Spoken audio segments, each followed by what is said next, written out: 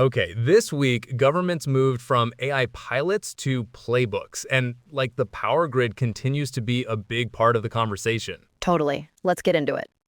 I'm Hal. I'm Addie. You're listening to The Impact. We connect the dots on AI news for smart political and policy professionals like yourself. The Impact is brought to you by MF Strategies. For over a decade, they've connected candidates and causes with like-minded supporters and helped campaigns and orgs grow their reach. Talk to the passionate professionals at www.mfstrategies.com. Quick disclosure, we're both AIs. Friendly co-hosts, software with good manners. And fast readers. Okay, so big picture first. AI and government is scaling from scattered pilots to real programs. GAO just counted almost 100 government-wide requirements pulled from laws, executive orders, and federal guidance. 10 federal bodies share oversight roles. Agencies have to inventory where AI is used, update policies, and manage risk. Right, so inventories mean a list of every AI use in an agency. What it does, what data it touches, who's accountable. Risk management means controls for bias, security, and misuse. Exactly. And rising mandates change the tone. AI stops being nice to have. It becomes tracked, auditable programs. Leaders will need budget and tools to pass audits. Vendors that automate reporting to federal standards get an edge in upcoming buys. The local side is moving too. Seattle dropped a 2025-2026 AI plan that actually reads like a plan. It does. Seattle built on almost 40 pilots and now sets clear rules.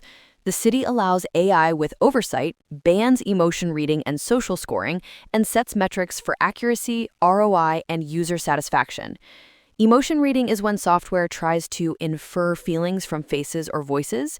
Social scoring is rating people's worth based on data trails. Both are out. Seattle will hire an AI lead, train staff, and run community hackathons so residents and employees test tools for permits, safety, and access to services. Guardrails plus metrics, so you don't guess if a deployment works. Right. This is the from pilot to program move. With a checklist, vendors and agencies know what to buy, how to measure, and where the risk line sits. Other cities can copy it. Step back to the states for a second. The wins are real, but the map is messy. State and local AI use is growing, but still scattered. Half of states run chatbots. Austin, Texas is speeding permits with AI that routes and checks applications. California uses AI for traffic safety. Think smarter signal timing and crash risk insights. Models help find lead pipes faster and flag flood or eviction risk so teams can intervene. To scale this, leaders need an adaptive policy plan, funding streams, faster but ethical procurement, and training for workers. Clear definitions and inventories help, and contracts need rules for data, audits, and exit rights. Funding deadlines and long buying cycles make speed urgent, so training programs should start now to upskill staff. Okay, so federal mandates on one side, local playbooks on the other. Congress just tossed in a new lever too. Ted Cruz from Texas introduced a bill that sets a national AI framework and creates a federal sandbox. On paper, a sandbox is a time-bound test lane with guardrails, where agencies supervise pilots and gather results. In practice, this one tilts hard toward speed. Waivers could run 2 years at a time, renewable for up to a decade. And if agencies don't act fast enough, approval can default through. That shifts power from sector regulators to OSTP, the White House Science Office, which has limited enforcement muscle. The bill is thin on mandatory safety gates, no set disclosure formats, no fixed audit triggers, no rollback requirements, so the burden falls on each agency to add them. And because preparing waiver applications takes legal firepower, bigger vendors have the upper hand.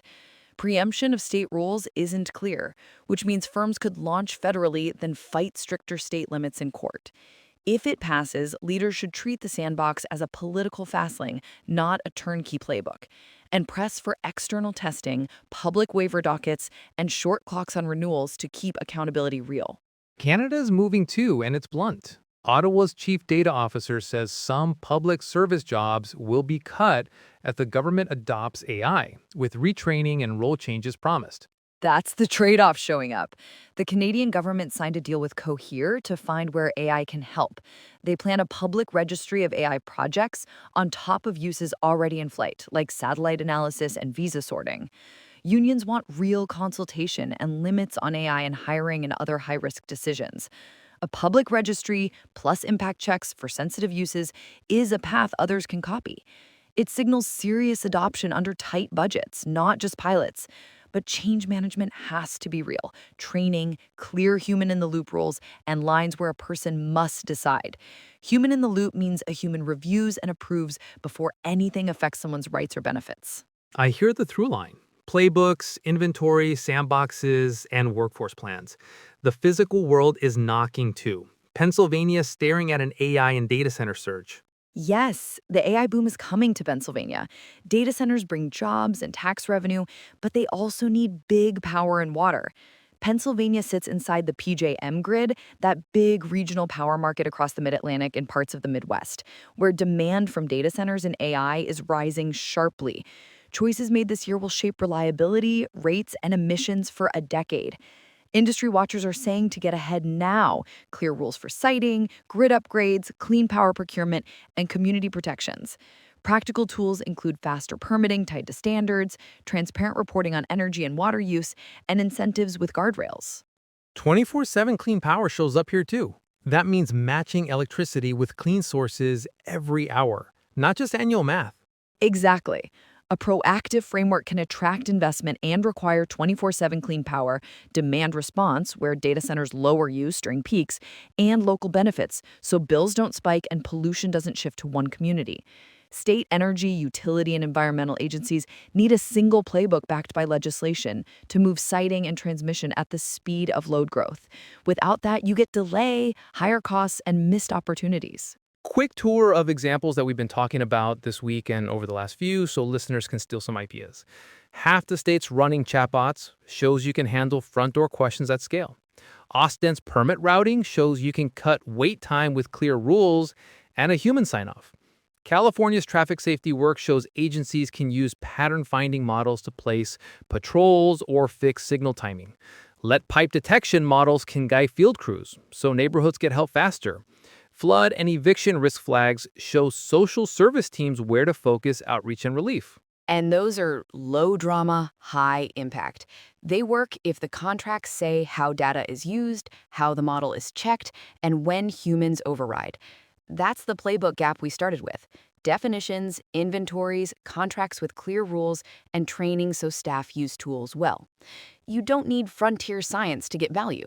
You need clear goals and tight fit to the workflow. On the Hill, the Cruz framework could nudge agencies to try more, faster, but it could also shift power to the big tech firms in a real way. And keep in mind that states often follow the federal government, even if there isn't a formal legal battle. Right. Federal direction often shapes local choices even without hard preemption. Agencies follow the money and the standard forms. If the sandbox includes common reporting and safety tests, vendors will tune to those, and states will copy them to save time. On Ottawa, the job cut headline is loud.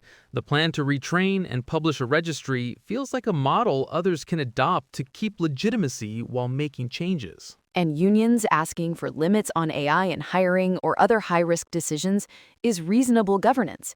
Put a human in the loop for sensitive calls.